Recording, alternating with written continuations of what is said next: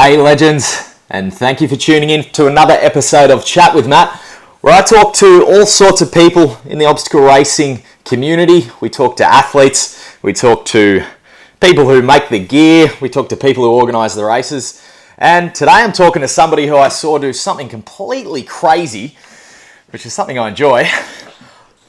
It's Dragos Crisan, who is currently the world record holder for the total number of trifectas completed in a racing season with 31. And in 2019, he decided that on the year of his 50th birthday, he was just going to do something crazy and go for 100 races, which ended up being 31 trifectas. So I thought I'd bring him on and talk about his story and everything that was involved in that and see what he has to say. So here he is. Dragos, how are you, mate? How's it going, Matt? Yeah, I'm very well, man. Very well. And we've got a couple of people jumping online already. So let me know if you are watching, guys, with a hashtag live. If you're watching a replay, give me a hashtag replay so I know who's jumping on. And I've got a lot of questions to ask Dragos today. But if you do have any questions, guys, feel free to ask, and I will try and get to them as quickly as possible. And just share your love with a like or a heart if you're liking what you're hearing. So, mate, thanks for taking the time out of your day and chatting with me today, mate. It's about 5 p.m. over there. Yeah, my pleasure, man. It's great to be talking to you and to your followers. Yeah, awesome, man. Well, we're talking to the largest obstacle racing group in Australia, and anyone who's sort of a big fan of OCR in Australia is probably going to see this. So you might pick up a couple of extra followers on your Insta, which is Dacian.warrior. If anyone's interested, but I'm going to bring that up soon. And mate, I guess the place to start is, mate, where did this crazy idea originate? How did this start? So 2017, I was not in a good place physically, mentally, emotionally. I was overweight. I was depressed about where I was in life. I didn't like my job. I was in a great relationship. I was just at the bottom of my road and my rope, if you will. And I remember doing my taxes in 2017. It was like April 17th of 17. And right after I finished submitting my taxes, I just went online. I went to Facebook like I normally do. And I saw this ad pop up for a gym membership. It's like a 30-day offer for $30. And something lit up inside me, man. I was just like, I need to change my life. And so I joined. About 9 months later, I lost 60 pounds. Wow. And then somewhere along the way, I started racing. So I had a friend of mine, even years before that, he had put this idea in my head about Spartan races. This is a soccer coach. He was just training really hard to do this trifecta. And I told myself even back then, like, that's something I want to do that at some point, is I want to do a Spartan race, because that sounds really hard and really challenging. And so even when I joined this gym, in the back of my mind was always just this goal to do one Spartan race, not even a trifecta, just one Spartan race. So I signed up for a race at the end of 17, and I ended up not doing that because I got evacuated for fires here in California. So I ended up, having to pack up our belongings and move for a couple of days. And so I couldn't run that race in December. But I ran it in January. So my first race was in Chino in 2018. Loved it.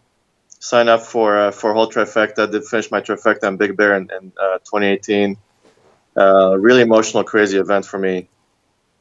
And then did another trifecta that year because I was hooked at that point. Ended up running a full marathon, ended up running a bunch of half marathons. And sometime around in October timeframe, I helped a friend of mine celebrate his 35th birthday. And so what he did is, he was actually one of the trainers at the gym. And so he wanted to do 35 exercises for his birthday. And so I joined him in doing that. Kind of ran with him. We did some laps. We did 35 laps together. And so that got me started to think, well, for 2019, for my 50th birthday year, I'm going to do something with 50. So I started off, I wanted to do 50 exercises in the gym. That's kind of back in October. That's what I decided to do. And I said, well, why don't I just start with a 50-mile race? I'll start off the year with that. And that's kind of how I got started. So I ran in 2019 in January. I ran a 50-mile race, trail race here in San Diego, and I signed up for a bunch of Spartan races just to get to 50 events. And somewhere along the way, I had a friend of mine tell me, by the way, the record is 23 trifecta, and I had already signed up for 18 at the time. So for my birthday last year, I told myself, I'm going to break the record. So I signed up for 25. And then, so I started racing, started doing 25, ended up signing up for 27, and kept going up and up. And I found out other people were trying to change the record as well. Yeah. And turns out I'm really competitive. I didn't know that about myself.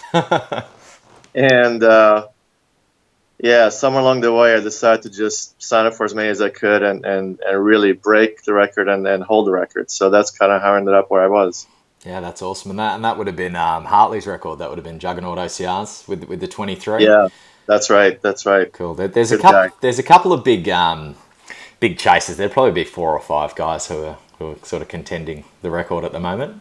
Would that be correct? At this year, I'm not sure who's doing it this year because I'm kind of in rehab right now, so I haven't even actually signed up for any races at all. Yeah, and we'll definitely get to talking about the rehab because that's going to be a big part of the scope of this talk. But mate, it sounds like you had an absolutely amazing transformation. 60 pounds in 9 months. To give that a bit of context for for my Australian listeners, that's 27 kilos in 9 months. So that's a lot. That's a lot of weight loss. So it sounds like in the space of sort of a 12-month, 18-month period, you went from being fairly unhealthy to running a 50-mile race, which is mental. Crazy. Yeah, I know. I get it. Yep. Mate, look, and I've seen it happen so many times. I get beginners into this sport. This is what I do, and I've seen it happen where you get somebody to run their first 5K race, and 12 months later, their whole life is different, and they're doing crazier and crazier things, and that tends to ripple out to every other aspect of your life as well. So how has this changed, doing this huge physical challenge and this physical change, how has that changed the rest of your life? So it's really never been about the physical change for me. It's been about I wanted to just change my life, right? So the physical aspect was just half of it, not even just a third of it. So I looked at last year as my walkabout. I kind of wanted to go on a walkabout for a whole year, and that's what this was all about for me. Cool. I wanted to just be in this moment and transform my life and make it last. I didn't want it to just be a flash in the pan. I'm going to do something and then just stop. I wanted to do something long-lasting and life-changing. So I'll tell you, even that 50-mile race, man, that was just, you get a lot of soul-searching done in 12 and a half hours on the trail by yourself. Yep. The race starts in the last 10 miles, right? Yeah, it was transformational. It was painful. I went through a lot of pain. I went through my calf seized up on me about mile 20, so I ended up walking about 15 miles after that until I got some potatoes with salt in me, and that kind of made the calves go away. My knee went really bad the last 10 miles, so I was in a lot of pain just the last hill that we had to climb and then go down. But throughout all that, you just push yourself and you say you're going to make it, and you do. But there's so many things you think about in that 50 miles and then all the other races that you go through. Throughout all the travel, all the plane rides, all the hotel stays. I mean, it's a grind, but it's transformational. So I changed my life. I ended up getting a new position with my company shortly after I started working out. I ended up changing my social life, and I'm really happy right now today. So yeah, awesome, and mate, it sounds like you've gone for a complete lifestyle change and a sustainable change, which is amazing. And thank you. How hooked are you on this sport now, mate? It is an addiction. It's probably the best addiction I've ever had. I I was telling myself, I started watching people going to Valmorel and all these winter races. I'm like, man, I really, really wish I would have been there. So I'm hooked.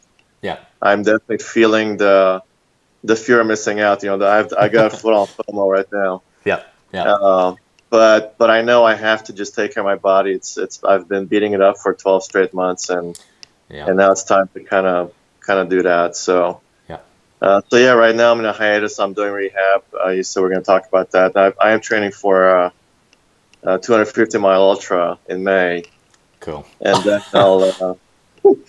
Yeah, I know that sounds crazy. That is, mate. I said yesterday I ran a boot camp for a heap of Spartans for the upcoming Oberon Spartan in a month's time, and one person just said, I follow you on social media and you're crazy, and I said, crazy's just a reference point, Right. Years ago I used to see people getting up at 7 a.m. on a Saturday to run 5Ks and think they're crazy. Now I run 100 kilometers, and it's crazy's just a reference point for where you're at, right? It is. I agree with you. And then I'll get back to Spartan racing after that. So I imagine by the time I get back into it in June or so, my shoulders will be better, and because I really want to get back and perform well. I don't just want to finish a race. Yep. I want to actually perform well. I want to see if I can podium more often in my age group and just run better. Cool. And mate, we've got a couple of people sharing the live. Colin's letting me know, Ian's letting me know he's live, and Jonathan has just said awesome and amazing story. So it certainly is. And mate, when you knew that you were going to be doing this going for the record, which in itself, I think you said 25 trifectas in itself, that's mental. You ended up with 31, so that competitiveness served you well. But mate, how was there any specific preparation that you did to prepare your body for the suffering that you would have had, that you had to deal with? So I mean, I had done. I was coming off the 2018 year, having finished I did a lot of half marathons, maybe twice a weekend in the last 3 months of 2018. I ended up doing, for another friend of mine had her 30th birthday, and so we did a 30-mile race for her birthday in September. So that kind of got me started on just running a lot, because my shoulders were wrecked even back then. So I ended up just running trail races. So I think that was the big part of it. I joined an OCR gym. Platinum OCR here in Fallbrook. So that got me through the technical aspect of obstacles and all that stuff. Cool. And so it was really about a lot of running. The 50-mile race was painful, and I finished it, but I was very fast. Yeah. But most of my focus during the week was on rehab. So I raced on the weekends, and then do rehab during the week. My original schedule was to do a swim on Mondays, some sauna, and then go do some chiropractor work on Tuesdays. Then do some light cardio on Wednesdays, and then really Thursdays, Fridays were just my travel days at that point. Yeah. So that was kind of my schedule to keep up with the onslaught of the travel and the racing. Yeah. And mate, I've just brought up on the screen here just this photo, which is mate, your haul for the year, which is crazy. This gives you guys a little bit of an idea of just how many or just how busy Dragos was for the whole year. I had a big year. I think I took out four trifectas, a couple of enduros, and I was racing consistently.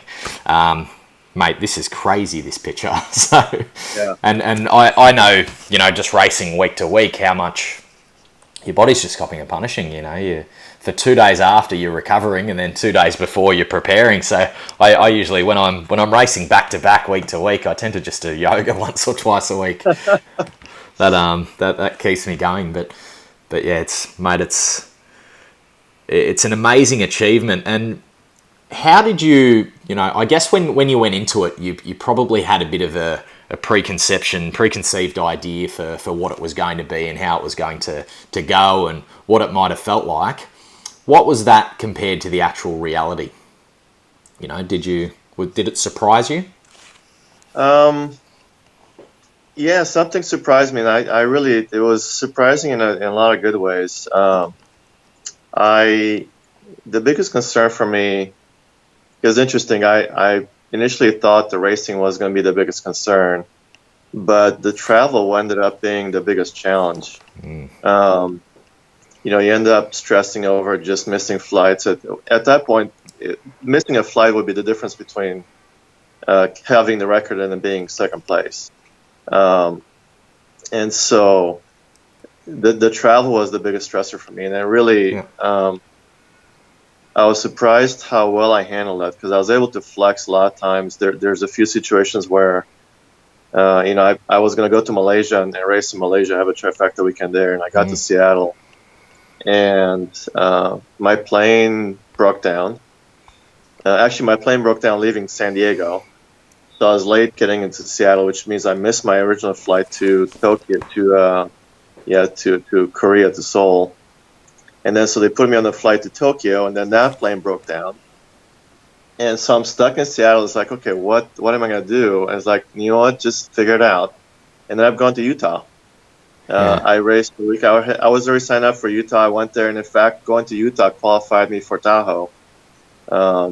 And so that worked out. So just being that flexibility that I didn't expect that I could do, that was a big game changer for me. So consistency and flexibility, that was just huge.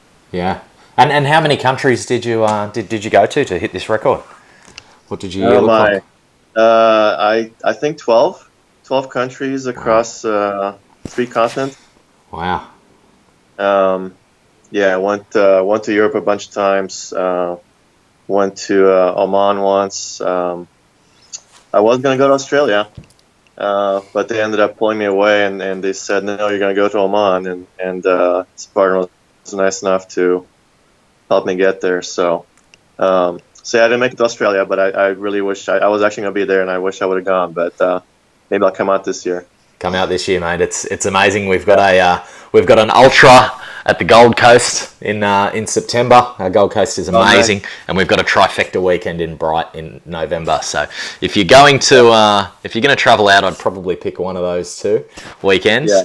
But Spartan Bright is the week after Spartan Greece, so that's going to be a bit of a hectic month for me. So yeah, I hear you. I should be in Greece. I'll definitely be in Greece. So yeah, cool. Well, mate, I'll definitely see you there. I'll see you. Will you be in Hawaii?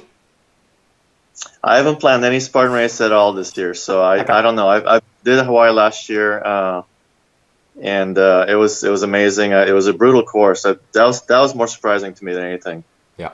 I thought it was going to be a nice, easy course, but it ended up being kind of brutal because of the humidity. Yeah. And but yeah, I might go. Depends. So last year, I made a lot of sacrifices, social life, and with my job. So I don't think I can travel as much this year. Obviously, I do have every other Friday off from my job, so I'm going to try to race on those weekends and see how that works out. So this whole time when you were traveling and you had, this crazy amount of events that you hit, I imagine you probably raced for something like 40 events of the year or something, like 40 weekends or something. I haven't actually counted the weekends, but I had one weekend off in April, and then I had one weekend off in November. Even though I raced, never mind. I didn't do Spartan race for Thanksgiving, but I did a couple local turkey trots. Just a casual event you just threw in just for the hell of it. Just a couple of 5K and a 10K just to get my medal count up, I guess. But from what I remember, I think I only had maybe 4 or 5 weekends off. So let's call it 47 weekends of racing. Yeah, which is crazy. I know in Australia, to get we have like a 4 event season pass in Australia. So they do like a full season pass. I think we've got about 9 events, 9 weekends with racing just in Australia.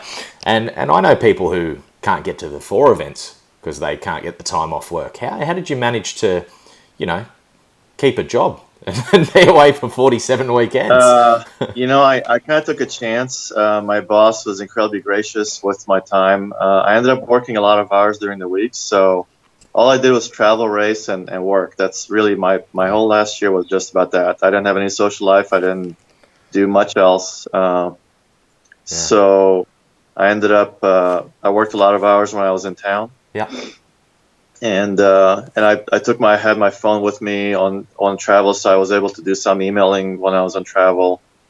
So I just found a way. I made it work. Obviously, I couldn't be 100% dedicated to the work, to the job.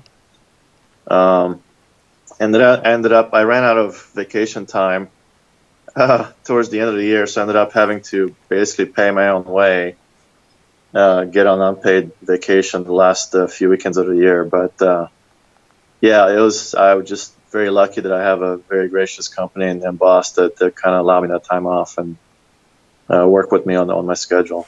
Mate, it's sounds like a very flexible boss.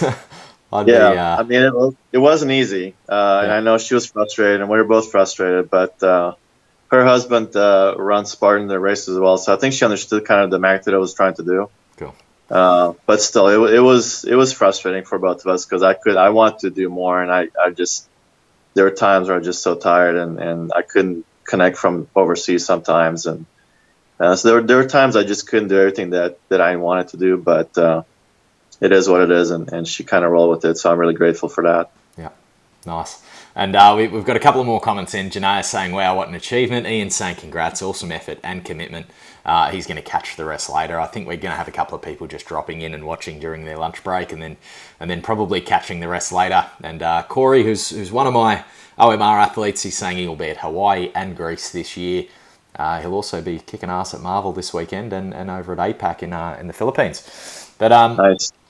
Mate, I guess the big one and something that I definitely want to ask because that's let's just take you off charge there. That's my calendar for the season, and it's not quite as crazy as yours, but still crazy. I think I've got 35 weekends there, and I know how hard it is to the niggles, the shoulders, the knees, like you're just pounding your body continuously. How did you manage the niggles? How did you stay in working condition throughout the whole season? I had a partial tear in my labrum in 2018 in my second Spartan race in Vegas. And where's your labrum? Just for anyone watching. Shoulder. Yeah, it's the muscle underneath the shoulder joint. Mm-hmm. And so I tore it up on a multi-rig. I basically, if anyone's done multi-rig, which all of you probably have, you miss the ring and then you swing back and your whole weight goes in your shoulder and then you just you tear it up. Yeah. And you fall down and you do burpees anyway. And that's when you get injured, when you miss something and you slip in your jar. Yeah. Yeah, because then you just try to work hard to grab on. That's just making things worse as opposed to just falling. But you don't want to fall on your head, so it's either shoulder. It's either shoulder or head, right? Well, if you fall on your head hard enough, you don't have to do the burpees. Yeah. And so I actually didn't realize I tore it up. So I kept racing on it, and it still hurt. And then I finally went to see a doctor, and she told me. It wasn't clear if it was bursitis or a torn labrum, but I ended up doing chiropractic work anyway. And that worked for a while. And then I tore it up in my October race. I did in Southern California in October of 2018. So really the bottom line is I ended up starting the season in 2019 injured. So I raced injured for most of the time. And it becomes a matter of just racing with pain. Yeah. Enough when it's something where it's like it's painful, but it's not going to damage you anymore, so you just kind of deal with it. Yeah. And so I had pain for the 50-mile race. I ended up with runner's knee. So going into my first Spartan race in Chino in January, right after that, that was bothering me. And then that same race, the Super in Chino, they had an obstacle called I don't remember anymore. It's like a vertical wall that you have to climb over now. If I forget what's the box. We haven't got that in Australia, but I've seen it. I'm keen to give it a go. Yeah. So I figured I would climb it like Batman. You kind of do the rope and you put your legs on the wall. Like the old Adam West going up the side of a building, right? Batman. Exactly. Yeah. Yep. So, but they had that really slippery material that they have nowadays on the wall. Yeah. So it's kind of the grip. So I got to the top. I put my feet on top of the wall, and I just couldn't pull myself up. And I just hung there, and I was trying to pull myself up. And finally, at some point, my grip just let go, and I fell flat on my back from 8 feet high. Really badly injured my back. And then so I got up, I kind of stumbled on and did my burpees, and then just walked the rest of the course. So that weekend, then I had to the sprint the next day. That was just a really painful weekend. I ended up walking both races that weekend. And I raced with that pain, the back pain for 6 more weeks after that. Shoulders got a little better, so I ended up doing this thing called, rehab while racing, where I was really just paying attention to not putting a lot of strain on my shoulders during races. So I avoided the obstacles that did a lot of upper body weights, so multi-rig and twister and all those guys.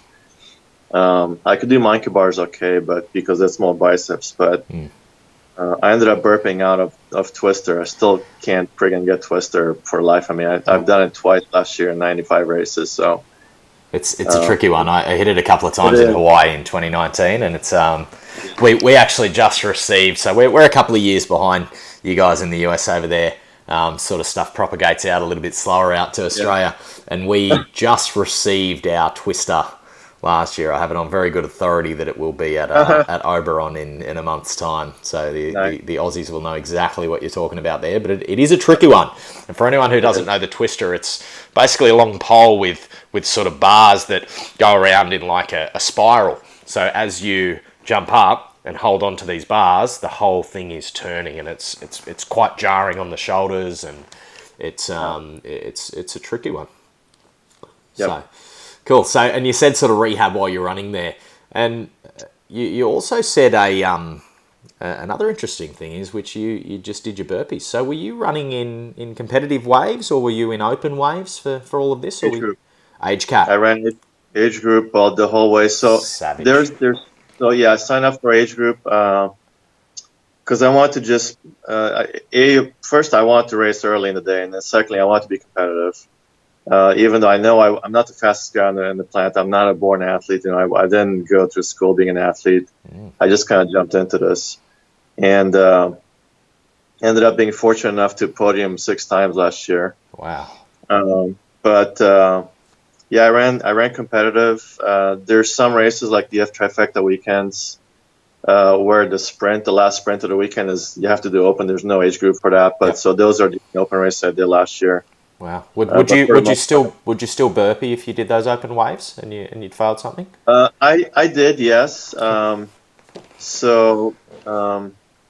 Sometimes, like in Sweden, I did did the ultra there. My shoulders were just gone by the time I did the Sweden ultras. I ran that open because I didn't qualify for the age group in Sweden. And so in Sweden, I ended up asked the volunteers if I could do jumping jacks instead of burpees, and they said, okay, that's fine. Sure. So I did that. And then a couple obstacles, they saw me struggling, and they said, just keep going. Like, okay, fine, I'll just keep going. But so Sweden, I ended up not doing a lot of burpees just because I honestly couldn't even push myself off the ground. Yeah. So I ended up doing modified stuff for that. So how many burpees would you say, on average, you'd be looking at per race? Per race, so it varied. I actually got really good. I ended up only failing twister. Like in the middle of the season when I got really pretty good, I only ended up failing twister. So I ended up just getting away with 30. But early on and then later on, so the first 3 months and last 3 months of the season, I would say I ended up burping. I've probably failed 3 or 4 obstacles a race. Wow. So 90 to 120 burpees. So let's say we average at about 90. Yeah. Over 100 races, that's still 9,000 burpees. That's a lot. That's a crazy amount of burpees, mate. That's a lot of volume on those shoulders. Like, that's just... It is. Well, the other thing I figured out is I don't have to actually, because it's just, you just go put chest to ground and then jump up with your hands above the ears. So you don't actually have to do a push-up. So I found it was faster for me to just get on my knees and lower myself to the ground and then get back up. And I could do that 30 times. So you're sort of doing a really slow worm, like you're sort of just folding down? Yeah, exactly. That's what I do when I'm Instead of actually doing the actual formal burpee and then doing the push-up, I could only do 10 of those at a time before I got winded. Yeah. And I have to wait. And then so I ended up I was faster doing the 30 burpees if I did them slower than it was to actually do them faster and hurry up to them. It's just weird. Yeah, slow is smooth and smooth is fast. Pretty much, you got it, man. So that was just another interesting find. So cool. You adapt. You race and you adapt throughout the way, and you find ways to get through it. And mate, I reckon there's a couple of components in this. There's your strength and your fitness. If you're stronger and fitter, you're going to go better. But then there's a skill based. Certain obstacles have just certain skills, and then there's experience. Like I can run around. There's an enduro up at Newcastle, and I've done 100 laps at that circuit. Over the years, and you just know where to put your feet. You know the little hacks. You know where to twist your body and when, and you get through stuff a lot more efficiently. So I imagine you've picked up in a year more experience than most racers will ever get in there. I've raced in pretty much every kind of weather. I mean, I've thought about that. The only thing I haven't raced, I guess, is in the deserts of Saudi Arabia somewhere. But will you be hitting it this year?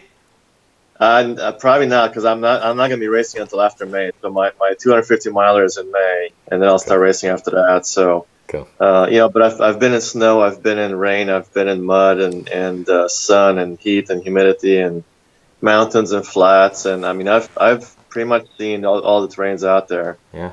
And it's interesting because I was talking about the travel being the biggest stressor. The racing itself ended up being the thing I was looking forward to, because I knew the races, like I knew the obstacles, I knew it was going to do well, I knew it was going to happen in the race, and so I couldn't get to wait there. Like all this travel stuff is just stressful. You're in airports and traveling, and you're worried about missing flights, and you don't know what hotel you're going to sleep in and what's going to happen. And then you're just looking forward to that race, because once you're on the course, once you jump over that wall, that's your happy place. It's happy place. It's like I know how to do this stuff. I'm just going to be out there and have fun and just go compete. Yeah, mate. I feel that exactly, mate. I travel a lot, and sometimes you travel for 24, 48 hours. To do an hour race, and then you're back. Right. Sorry, sir, we've given your hire car to somebody else. Cool. So yeah, mate, I definitely feel that. And you're talking about managing the injuries through the year and sort of running rehab, which is where you just you're uncomfortable, but you're not pushing injuries. You're just sort of babying yourself a little bit. Is there a go-to recovery hack that you worked out last year? I know a lot of the elites in Australia love the ice baths.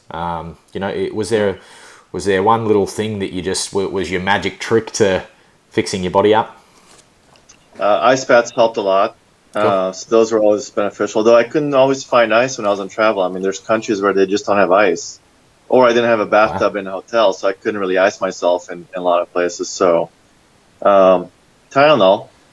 I took a lot of Tylenol. Cool. So I pop 4 Tylenols before a race, and I just hope that it manages the pain enough so I can get through it. Yeah, I feel that.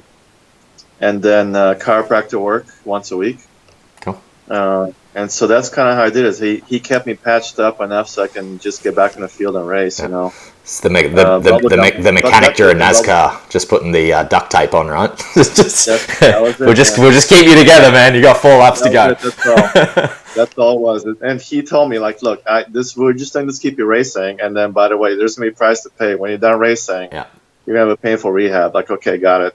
Yeah. Cool. So. Cool. Yeah. And Adrian Mannix has just let me know he's live. He actually just completed a couple of weeks ago the Hurt 100 over in Hawaii, which is a savage race, which I believe was his 3rd attempt and successful with that one. So he'd know all about being in the pain cave and ice baths and recovery at the moment. But, so, mate, and I guess that goes into the next question, which is how has the body recovered? You know, what's the fallout been? I know there's a picture on your Insta, and I'm just going to bring it up for people. Dacian Warrior, for anyone who is interested in following. And there's a picture here which has you. I can see more rock tape than ankle at the moment. But what's your, you know, what? That was fun. How's your body recovering?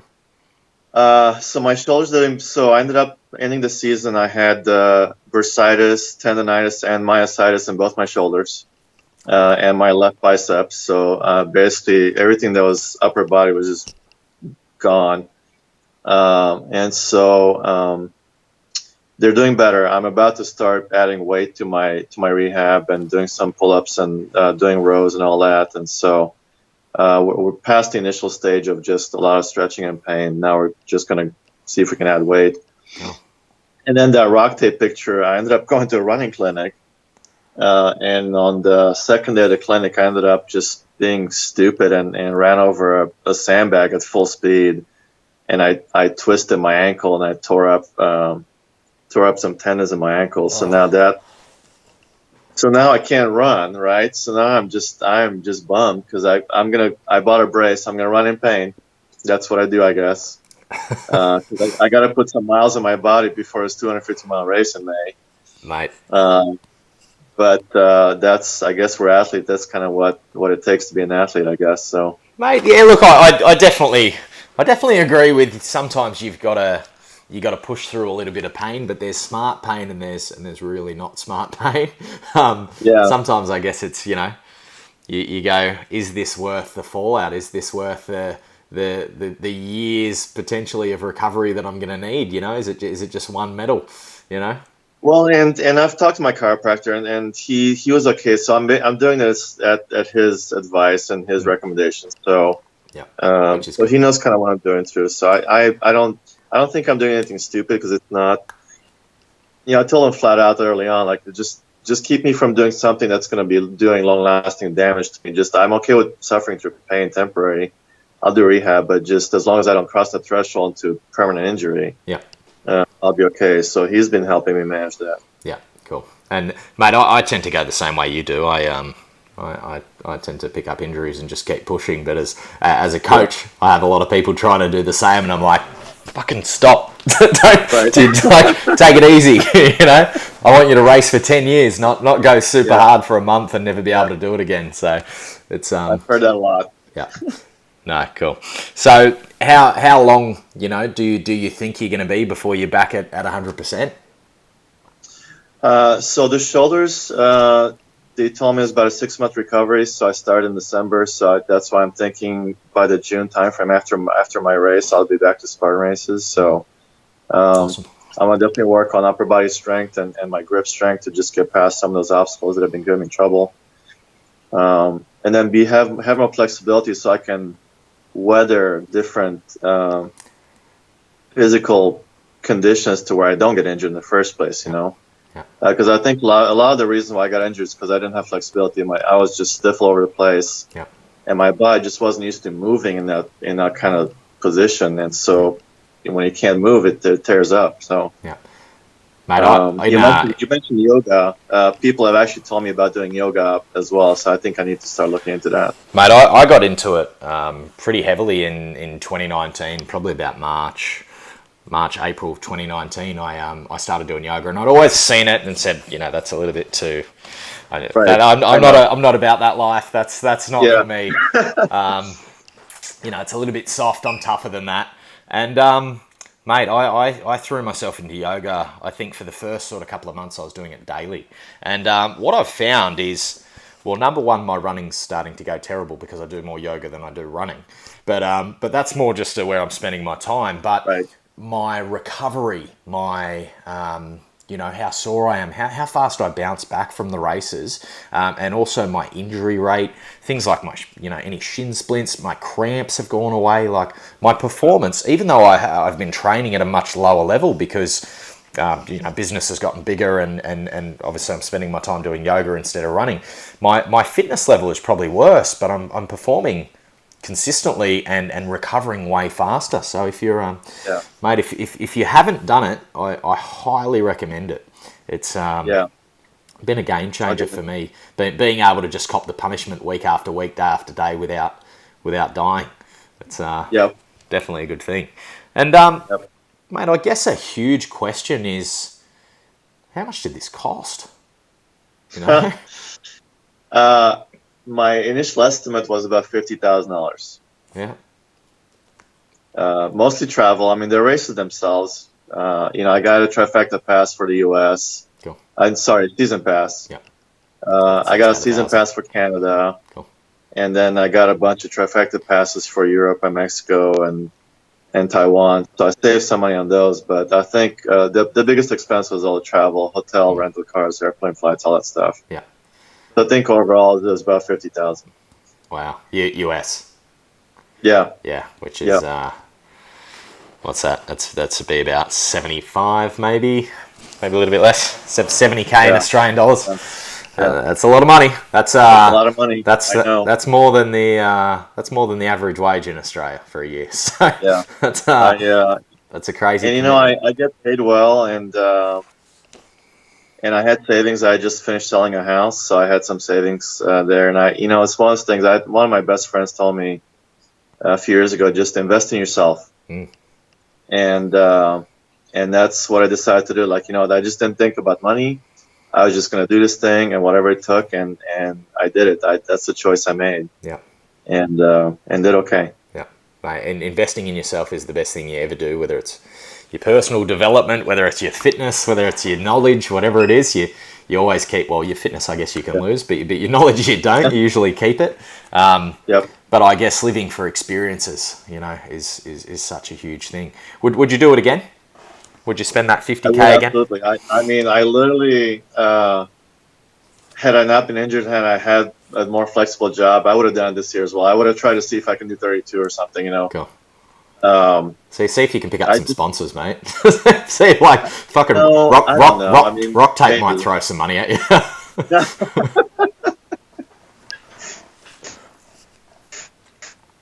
Rock Goo and 2XU, I guess all the people that all this gear that I used up. So just message him, man. Just say I'm that lunatic. Can you help me out? I know, right? No, I definitely would do it again. I'm chopping at the bit that I'm not out there just even on the weekends. So there's just something about the other thing I discovered is about 3 years ago I had this notion that I had traveled enough and I had seen enough of the world. I wasn't going to learn anything more about from traveling. So I told myself, I don't need to travel. And then I ended up traveling, obviously last year a lot, and changed my perspective. I mean, it just blew my mind as to how much. I was born in Europe, and I came to the U.S. when I was a teenager. So I kind of thought I had all that travel thing locked down, but man, it's so eye-opening to travel, to see all these places, to interact with the people all over the world, and it's that in itself is just life-changing. So now I'm hungry to travel. Actually, I want to go stay more. Most of the trips I took, I didn't get to see a whole lot of the countries. There's a few times where after maybe I would go, Scotland and England when I raced there, I just didn't want, I went there for super. And so I ended up having the rest of the day to go travel around and see places. So I got a chance to do something on those types of weekends. But most of the weekends I ended up just kind of staying local. So I didn't get to see much of the countries I visited. Yeah. But I saw enough to get me hungry to go see more and travel more. So if nothing else, that experience just kind of got me to go there. Yeah, that's awesome, mate. And when I announced that I was doing this talk, I had one or two people comment and say that they had met you at a race and you seemed a lovely bloke and they were looking forward to the chat. You know, how many friends did you make? I know how amazing this community is worldwide in Spartan especially. You know, how's the community been? It's been amazing. I mean, I guess I didn't do this to be popular or anything like that. So it was always surprising me. I mean, I was in Oman. On my way I was just had landed in Oman, and I was just taking a bus to go back to the hotel. And these two guys come up to me in the shuttle bus at the airport. It's like, "Are you that guy?" I'm like, "I Maybe. Yes, I am." Yeah. And next thing I know, they're taking selfies with me, and like they're just I say hi, and we start talking. And it's like those things happen to me, like especially the last half of the season. But I met so many people on the trail, and a lot of them, they're still very good friends of mine now. So um, the community is really, that was the best aspect of the race is before and after, hanging out with all the friends, all the people I've met, and such an amazing, the Spartan staff, all the trainers, the volunteers, everybody out there, all the spectators. I mean, just so amazing. Yeah. So that's the most fun I've had is around races, just meeting, talking to people, and just hanging out and all that. So it's amazing. Yeah. And so many people, I read an article a little while ago talking about, crazy endurance races and how it's become the new like midlife crisis. People get to a point in their life and they're like, fuck it, I'm done with this. Yep. I'm done with being average. I'm going to do something crazy.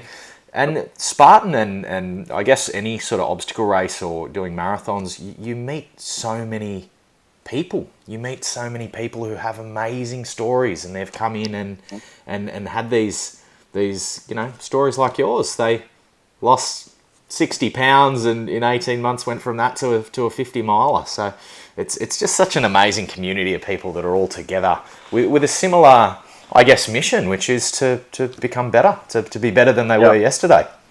I think so. I think that's what it's about. Yeah, which, mate, is awesome. And for anyone who's thinking about maybe doing a race, it's not just getting muddy and it's not just getting puffed out and maybe growing a muscle or two. It's so much more. It's potentially life-changing.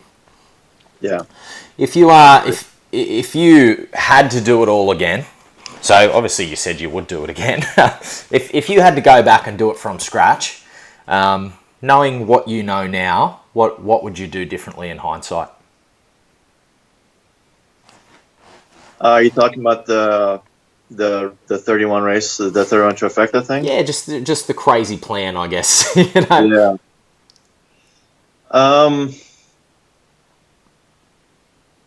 I don't actually know that I would do anything different. I think everything ended up going according to, or at least the plan. I flexed enough times, but turns out everything went right. Things happen for a reason. I thought about that a lot during last year. And so the whole thing is, for me, it was about let's sign up for races, put the plan in action. I had this whole spreadsheet built up with all the places are going to go, and it takes a lot of logistics to just plan it out. Mm-hmm. And then you just got to execute, and you just go do. And that's really, and that preparation just ended up being the right approach. Yep. You flex when you need to, but as long as you prepare, you've done your homework ahead of time, just go friggin' execute the plan, and then just go make it happen. Put out any fires that start along the way as you have to. Yeah, I know. Really, it's kind of a battle plan. You kind of have to go through it. So maybe I would do. I might just do more flexibility, more yoga during the week or something. I'm not quite sure because I haven't done it yet, so I don't know how much that will benefit me. I think it will, but I don't know that I could have done anything better or differently than what I did, to be honest with you. So I'm still bummed that I didn't start earlier, because I probably could have fit in another trifecta somewhere along the way. Yeah. Because by the time I decided to go for the record, I was very in February, March time frame. So I missed a few races early in the season. Yeah. But no, I don't know that I would do much different. It was just I learned a lot, and I'll do it again. Yeah, awesome. And mate, it's on my bucket list. I think the year that I planned out here, there was about nearly 30. I think it might have been like 28 or 29 trifectas. And realistically, there's a couple that I won't get to. Like there's a trifecta weekend in France. There's a trifecta weekend in South Africa. South Africa, the week after is Poland. Like logistically, that's very, very difficult.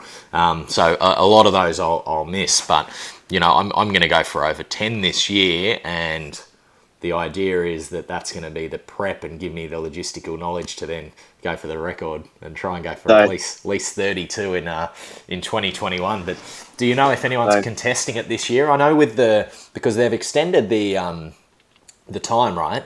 So they've made it from because they changed from when the rollover period of the trifectas is. Do you know what I'm talking about? So November, December races count for both years. Yeah. I think that's so. But still, the year's going to end after Sparta. So Sparta to Sparta for the record. Okay. And somebody told me, somebody looked at the schedule and said they did the math and they said it's really impossible to break the record this year because of how they stack the races. A lot of the races where they had on different weekends, now they stacked them on the same weekend. Yeah, which was the problem when I was planning it. Yeah. So I didn't check the schedule myself. That's just what people told me. Yeah, no, but you're bang on right. There's some weekends that have multiple trifecta weekends in different countries. Yeah, so that's kind of fortunate, but I'm actually glad that other people are going to go break the record, because I didn't want to be, records are made to be broken, right? That was my outlook. I talked to the Juggernaut a few times, and he was kind of upset with me that I think he was, but he was very gracious. He's a really good guy. Yeah, but you're never going to be super happy that your record's been broken, right? I know, right? But still, he was very gracious, and we talked a lot. So he helped me out a few times. So really good guy. But that's records are made to be broken. So I expect my record to be broken. That's cool. I'm actually good with that. I'm happy, because maybe that'll make me want to come back and break it again. You never know, or at least tie it or something. If you go for 32, I'll come back and do 32 again. And I think it's I think it too. Your perspective sort of changes. When you sign up and you see these awesome fucking race medals that different providers do, and you're like, oh, I really like the look of that medal on that shirt. That's sick. But afterwards, after you finish, it's not about the medal. It's not about the shirt. Yeah. It's about the experience. It's about the personal growth of getting out of your comfort zone. It's about the memories. That's the shit that's going to last. The medals will end up in a shoebox somewhere, and you'll move house and you'll lose them, and you'll go, damn. Yeah. But mate, it sounds like an absolutely awesome experience, and a good way to think about that record. I'm going to come for it. Give me a year or two, mate. I'll see if I can run you down. I'll just try and get a little bit better with yoga first. Mate, and look, I definitely appreciate you taking the time to chat to me today. We've been talking for nearly an hour. We've had a couple of people drop in and out along the way, and a lot of people will come and watch this replay. I imagine once I share it around, and as I said, it's sort of middle of the day on a Monday here, when it's probably the 6 hours of the week when people actually work at their jobs in Australia. The rest of the time they're in the bathroom looking at memes. So we will get a lot of people come back and watch, and it's been a very entertaining chat. And I always finish these chats off with one question, and Corey, he's just said he's going to try and run both of us down. I really hope he doesn't, because he's so fucking fast. He's just joined my athlete team. I'm going to take him to from age cap to pro this year, and to elite. And damn, I can't keep up with Corey. But mate, look, unless you've got anything else to say, I'm going to go into my last question. So was there anything else you sort of wanted to bring up? No, man, I'm good. I really appreciate you hosting me today, and looking forward to chat online. It's been my pleasure, mate. It's been very entertaining, and a lot of value for a lot of people who see this crazy reference point, right? They look at you and they go, who is that lunatic? But as I said, it's just a reference point, right? I'm just a guy, man. I'm really I'm an ordinary guy who wanted to do something extraordinary. So I think that's kind of look at myself. Yeah, mate, which is awesome. And the last question I ask everyone who comes on and has a chat with me: what's your funniest race fail throughout that whole period, or any time you've been racing and doing events? What is the funniest, most catastrophic thing you've had happen? Oh, damn. Wow. And I don't necessarily mean, when I fell off and landed on my head and, I don't mean getting injured. I try to lean more towards No, funny. so it's I'll tell you, that's called, it uses Sweden, Sweden Ultra. Um, it was 6 laps, a 5 mile course, 6 laps. The uphill was just brutal. You go through obstacles, you go uphill. It's like snowing. It's windy as hell. Crazy conditions at Cold Sweden as this year. hell. But on the downhill, man, it's just like the soft powder. And I had the most fun just kind of sliding back and forth, like on the snow, just going back. And I was just in heaven, just sliding down the hill, going towards the finish line. I mean, that was the most fun I had in a long time. So I really enjoyed that part of Sweden. Yeah, nice. And that was that when the 24 hours on, you were running that course at the same time? Yeah. So my goal was just to finish the ultra because I needed to do a super the next day to keep my trifecta chase. Just backing up a lazy ultra with a super. Yeah. So I only ran for 14 hours. Did my 6 laps and then stopped, and then tried to do some rest, and then did my ultra, my super the next just a few hours later. But so no, I didn't do the 24 hours. I just did 14 hours of that. But that was just the most fun experience, just like going down that snow. It's like I felt like a kid. It was just awesome. Yeah, and crazy conditions there. Atkins took it out again. I think, what did he run? 85 mile. I think so. Yeah. I mean, they did some. They put some miles. Yeah. Yeah, which is mental. Crazy. It's just a reference point. Yeah. Nah, cool, man. So, look, that's awesome. This chat's been amazing, and as I said, I really, really appreciate you taking the time, and a lot of people are going to come and share a lot of love on this later. So, mate, I will point them towards your socials where you keep a track of things, which is Dacian Warrior up there. You're usually making a note of your events and your journey. So if anyone's interested in learning how this all started, go and check him out there. And I have commented that in. And mate, I appreciate you taking the time, and you enjoy the rest of your day.